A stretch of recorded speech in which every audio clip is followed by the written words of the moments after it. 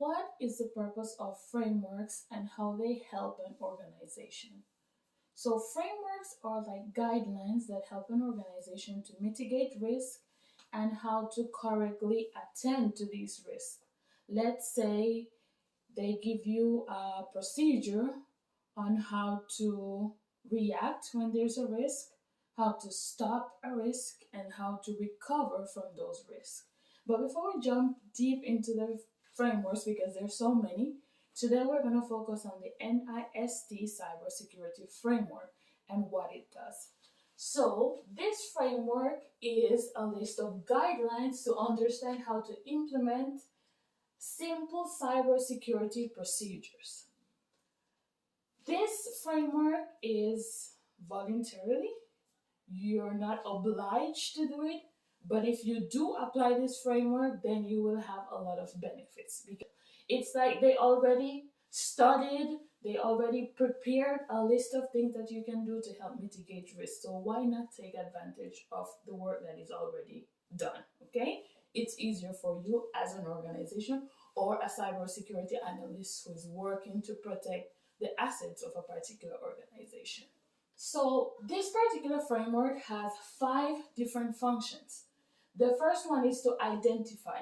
So the first thing we have to do is to identify the different assets in an organization, how important these assets are, and also the people, the users, who has access to the particular assets, and basically make sure that they're constantly doing audits to check if the person is authorized, to gain access to these different assets or data.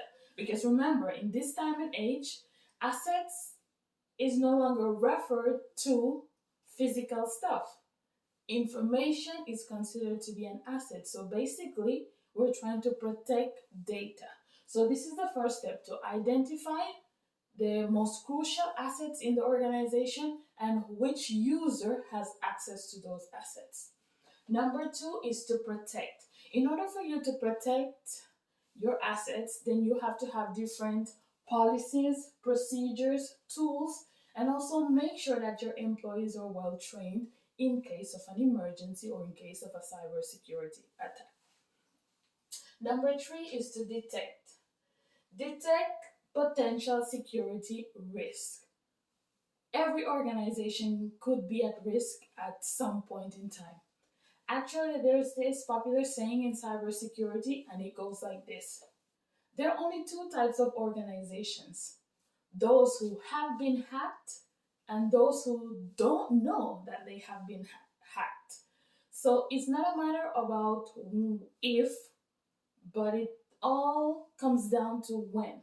When you get attacked, and you have to be prepared. So this is basically what these frameworks do. They help you to prepare for when it happens, because it's no longer if. Number 4 is respond. We have to be able to contain, neutralize, and make sure or ensure business continuity. This is the most important thing, because to recover from a cyber attack takes time. But on the other side, we have to make sure that the business is able to continue its regular activities to serve its customers and make sure that the business is able to make money during that critical period of time. Number 5 is recover. Returning the affected systems to their normal state. So let's say the cyber attack was on the company's website or on their network. We have to make sure that that particular website has been cleaned, it has been patched of all the vulnerabilities, and it has been recovered to the proper state or to a better, more fortified state to prevent future attacks. So this is basically what the 5th point has to do. It's recovery. And also, the most important thing in this stage is to make sure that everyone is aware of the particular attack and how they can mitigate it in future incidents.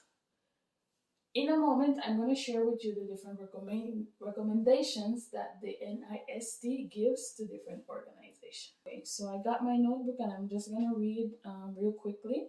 So the first recommendation is to create a current profile of the security operations and outline the specific needs for your business. Number two, perform a risk assessment to identify which of your current operations are meeting business and regulatory practices. Number three, analyze and prioritize existing gaps in security operations that place the business's assets at risk. And the fourth is to implement a plan of action to achieve your organization's goals and objectives. So, this is just a quick review of the NIST cybersecurity framework. I hope you learned something. If you find it helpful, please share with someone who might appreciate it. And thank you for watching.